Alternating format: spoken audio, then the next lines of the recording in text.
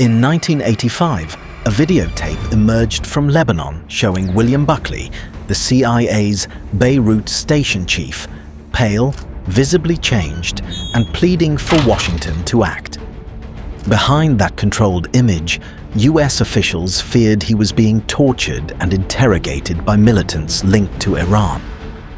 Desperate to secure his release, the Reagan administration quietly shattered its own public vow never to negotiate with terrorists by secretly selling advanced missiles to Iran, the very regime sponsoring Buckley's captors.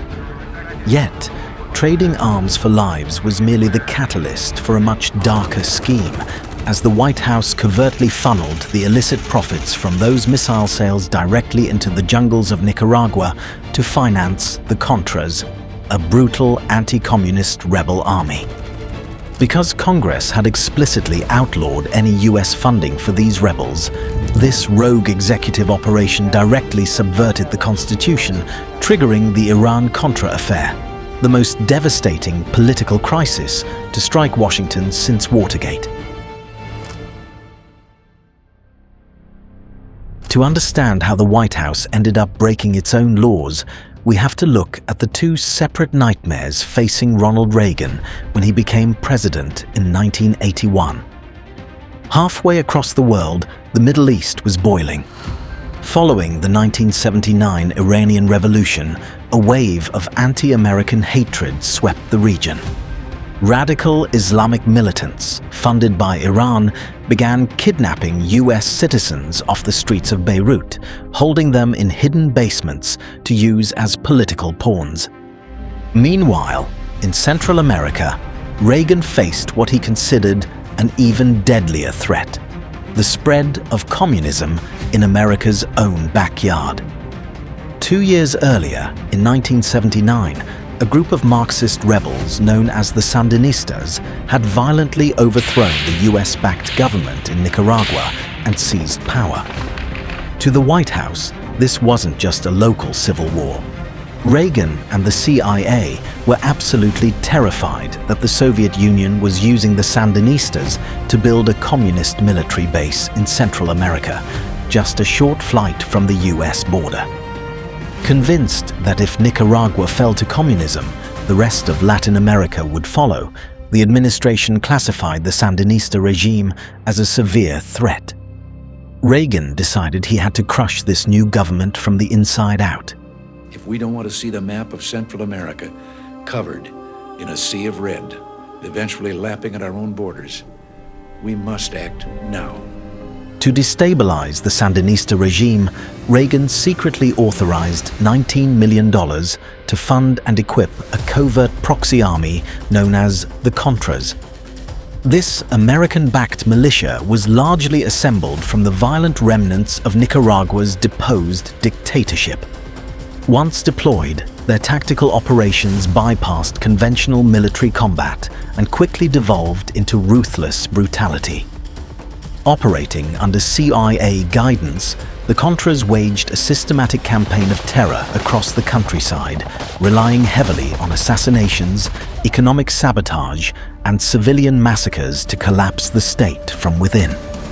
When undeniable evidence of these atrocities inevitably filtered back to Washington, the administration faced a fierce domestic backlash. The ideological crusade had pushed America's covert warfare far beyond acceptable limits, sparking a widespread public outrage that would soon force the United States Congress to intervene and cut off the money. The United States Congress did not cut off funding out of nowhere. They acted because the CIA went rogue. In early 1984, without notifying lawmakers, the agency began secretly laying underwater mines in Nicaragua's commercial harbors to economically suffocate the Sandinista government. But this reckless tactic backfired spectacularly when the hidden explosives damaged several international merchant ships, including vessels belonging to the Soviet Union and American allies. When the Wall Street Journal exposed the covert mining operation, the international backlash was immediate, leading the World Court to formally condemn the United States. In Washington, lawmakers from both parties were furious at being kept completely in the dark by the executive branch. Determined to stop the president from dragging the country into a deeper war, Congress launched a devastating legislative strike. In late 1984, they passed the second Boland Amendment, a strict law explicitly banning the CIA, the Department of Defense, and any entity involved in intelligence activities from spending federal dollars to help the Contras. For the rebel army in the jungle, this absolute financial blockade threatened an immediate operational collapse. Yet President Reagan refused to abandon a proxy army he considered vital to America's security. Facing the collapse of his anti-communist crusade, he issued a resolute directive to his national security staff: keep the Contras alive, body and soul, by any means necessary. With the CIA legally paralyzed, the White House aggressively reinterpreted the law.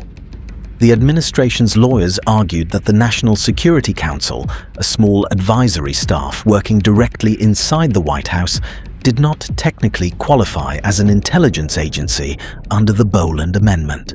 By exploiting this statutory ambiguity and secretly shifting the operation from the CIA to the NSC, the administration believed they could bypass Congress and keep the weapons flowing.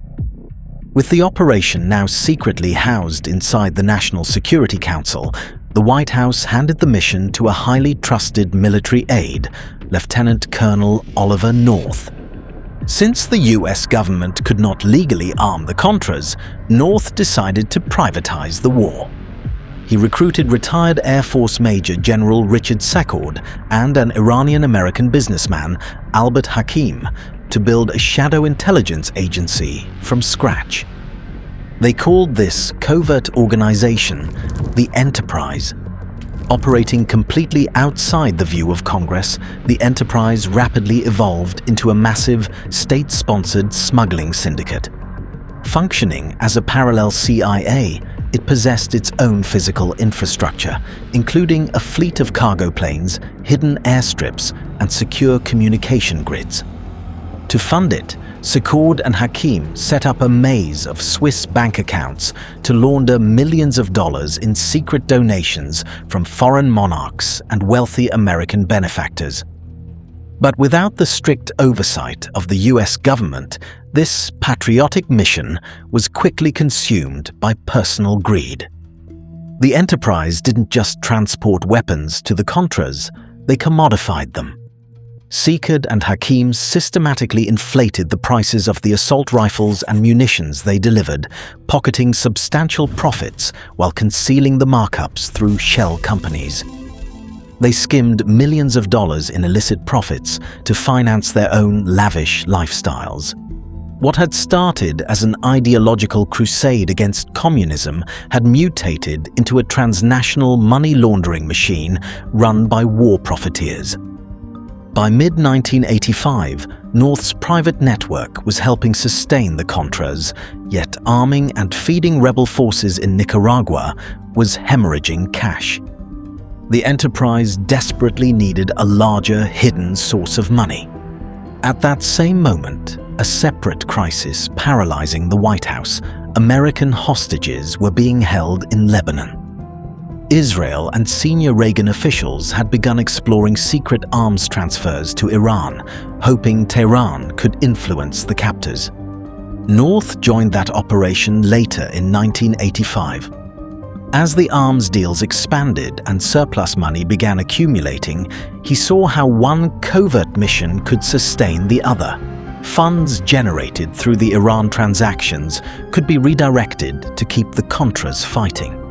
The hostage initiative and the jungle war in Nicaragua were about to become one. To understand how Oliver North could merge these two wars, we have to look at how the Middle East hostage crisis began. In the basement cells of Beirut, Islamic militants were holding several Americans captive. Among them was William Buckley, the CIA station chief. Under brutal torture, the CIA was terrified Buckley would reveal their entire Middle East spy network. Driven by panic, President Reagan was desperate to get the hostages back, even if it meant breaking his own public vow never to negotiate with terrorists. At the exact same time, Iran was fighting a massive, bloody war against Iraq. Iranian soldiers were being slaughtered by Iraqi tanks, leaving Tehran desperate for advanced anti-tank missiles. Seeing an opportunity, Israel pitched a secret deal to Washington. Israel would sell American-made Tau anti-tank missiles to Iran. In return, Iran would order the militants in Lebanon to release the hostages. When this arms for hostages plan reached the White House, Reagan's top advisors were horrified. The Secretary of Defense and the Secretary of State strongly opposed it, warning that selling weapons to a terrorist state was a direct violation of US law. But Reagan ignored them. Pushed by the emotional pleas of the hostages' families, the president secretly approved the deal. In August 1985, the first batch of 96 Tau missiles was shipped to Tehran, but this initial delivery failed to secure any hostage releases. It wasn't until a larger shipment of around 408 missiles in mid-September that the militants finally let one hostage go, Reverend Benjamin Weir. Worse still, the central target of their desperate rescue mission, William Buckley, was already dead. According to the CIA, Buckley had succumbed to torture and illness on June 3, 1985. The first missiles were shipped months after his death, while a desperate Washington continued to operate in the dark about his true fate. Instead of freeing the remaining hostages, the terrorists realized they could trade American prisoners for advanced weapons. As a result, they abducted more Americans to keep the extortion going. By trading arms for lives, the White House had accidentally turned kidnapping into a highly profitable business model. Knowing America was desperate, the Iranians escalated their demands. They didn't just want anti-tank weapons anymore, they now insisted on highly sophisticated Hawk anti-aircraft missiles, and this demand for heavier weapons would soon trigger the collapse of the entire secret network. In November 1985, Iranian intermediaries escalated their demands from portable weapons to a massive upgrade: improved MIM-23 Hawk anti-aircraft missiles. Moving these heavy systems required large aircraft, forcing the enterprise to arrange civilian cargo planes. But moving secret weapons across the world was much harder than Oliver North had anticipated.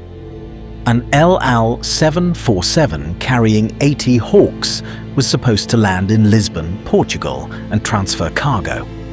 But Portuguese authorities withheld the required clearances, leaving the aircraft without legal permission to land or continue the operation. The plane was forced to return to Israel, threatening to expose the secret network. From the White House, North scrambled to prevent the entire operation from collapsing. Knowing the operation was collapsing, he turned to the CIA and State Department, pressing American officials to secure Portugal's approval for the flight. The CIA stepped in and arranged a replacement aircraft through a proprietary airline, but when the shipment finally reached Tehran and the crates were opened, the Iranian side was furious to find only 18 older missiles. Worse, the metal parts still clearly showed the original manufacturing stamp, the Star of David. They had received older Israeli Hawks, not the improved system they believed they had been promised. For Iran, a country that viewed Israel as its greatest enemy, this was an unforgivable insult. Feeling cheated, the Iranians completely refused to release hostages under the deal. Facing a total collapse and aware that the CIA had intervened without a prior finding, the Reagan administration scrambled to provide legal cover. On December 5, 1985, less than 2 weeks after the Hawk shipment, President Reagan signed a secret intelligence finding to retroactively authorize the CIA's involvement. It was a calculated legal maneuver designed to provide retroactive administrative authority for a reckless operational blunder. The November shipment was a complete disaster. But financially, it left roughly $800,000 in surplus funds that North authorized the enterprise to use for its Contra operations. Seeing that profit gave Oliver North a dangerous idea.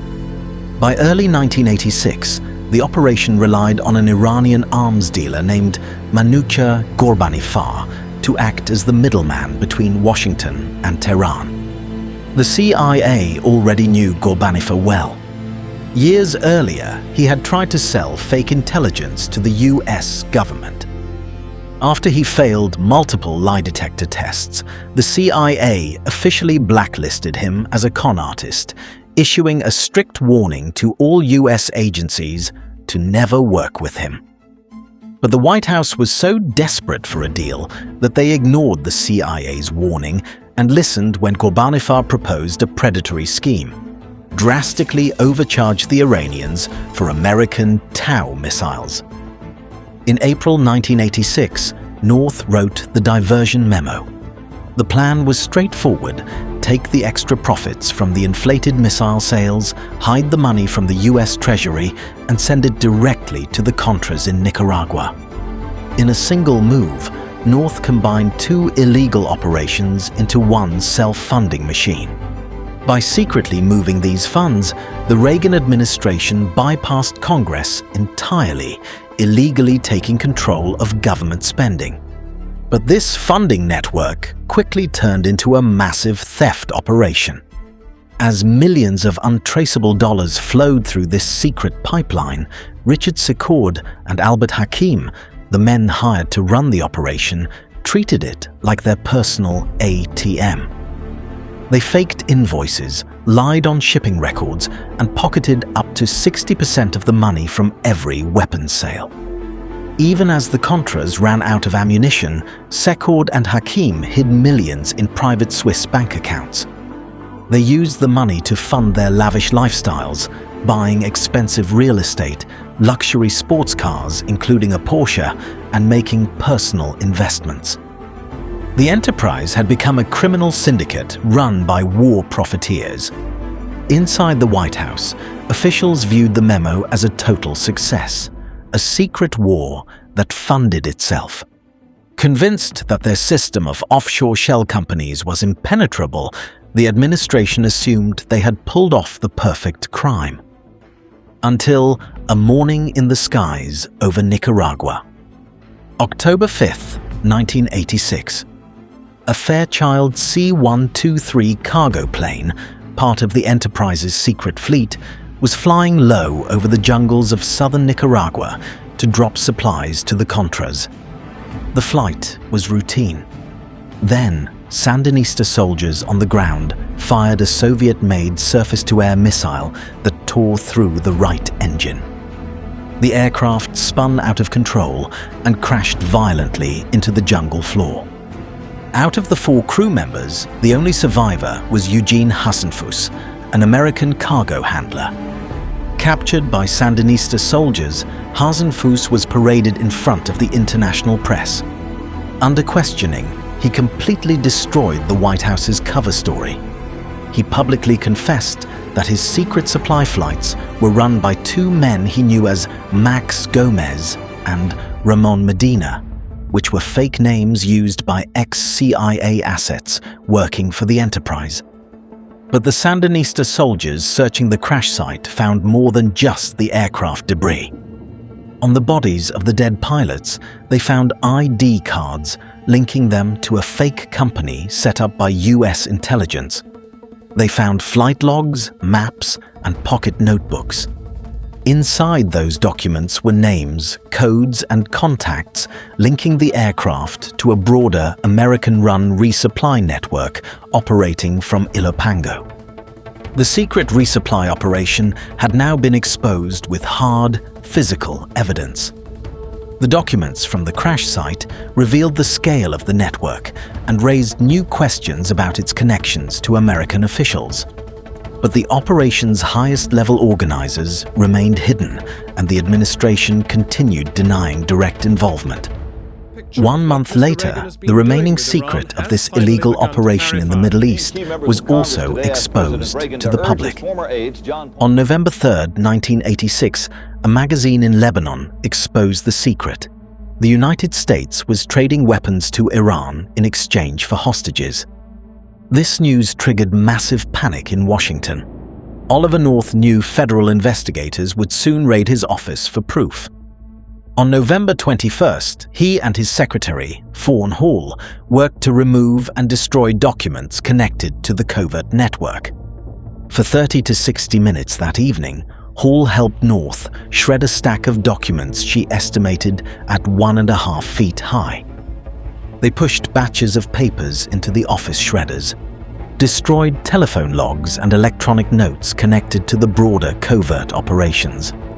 Over the following days, however, investigators continued examining records that North had failed to destroy.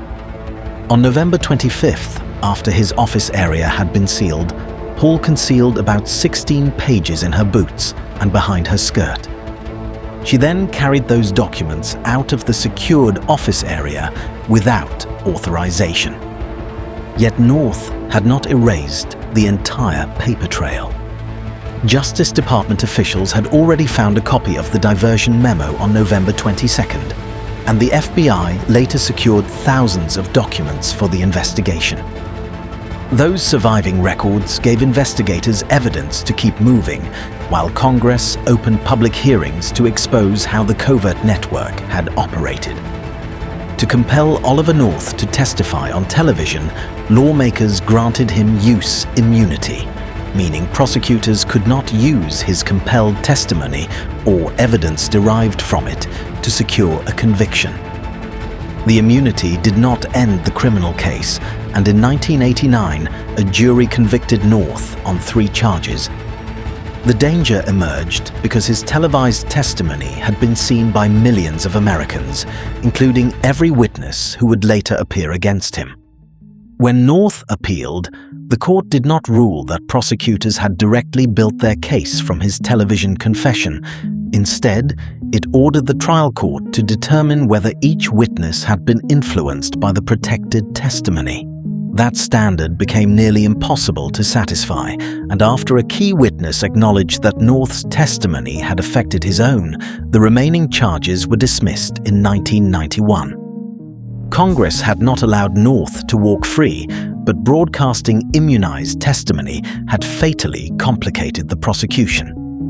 The investigation continued for years, with 14 people charged and 11 convicted, while Thomas Clines served 16 months in prison. Yet, most senior officials avoided incarceration through reversed convictions, immunity disputes, classified evidence problems, suspended sentences, and presidential pardons. And what about President Reagan, who had approved the secret arms initiative and demanded that the Contras be kept alive? Reagan escaped criminal charges, but not because investigators proved he knew nothing. The independent counsel found no direct evidence that he knew about or approved the diversion of Iran arms proceeds to the Contras. Ultimately, the scandal's final political chapter was written not by a jury, but by presidential power.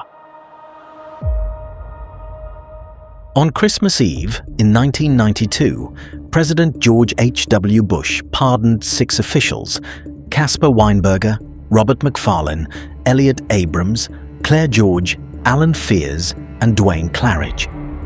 The pardons ended the remaining prosecutions and prevented Weinberger's trial from proceeding. They did not erase the historical record, but they ensured that several senior figures would face no further criminal punishment. Iran-Contra produced convictions and even a prison sentence, yet its highest-ranking participants largely escaped incarceration. The scandal severely damaged confidence in the Reagan administration, exposing how secrecy, immunity, classified evidence, and presidential authority could obstruct accountability at the highest levels of government. The Iran-Contra affair was never merely about missiles or clandestine funds. It was a calculated subversion of the democratic order, where the machinery of state was turned inward against the very principles it was sworn to protect. When national security becomes a proprietary asset and fear of geopolitical instability is weaponized to bypass constitutional checks, the rule of law inevitably falters. The record of the 20th century dictates a harsh reality. Whenever executive authority is sequestered within private networks and legislative oversight is systematically neutralized, the inevitable outcome is a total collapse of checks and balances. Accountability is not merely a bureaucratic preference, it is the fundamental structural integrity that prevents a democracy from descending into lawless governance. The methodology of the enterprise functions as an enduring case study in institutional failure. The Iran-Contra affair left unresolved questions about the limits of executive power and the balance between national security and democratic oversight. The archives are declassified, but the questions remain. Does a republic demand transparency, or do we accept shadows as the cost of governance? History is not a closed book. It is an active record, one we must continue to audit. If this analysis serves that purpose, subscribe to stay engaged with our ongoing investigation into the machinery of power.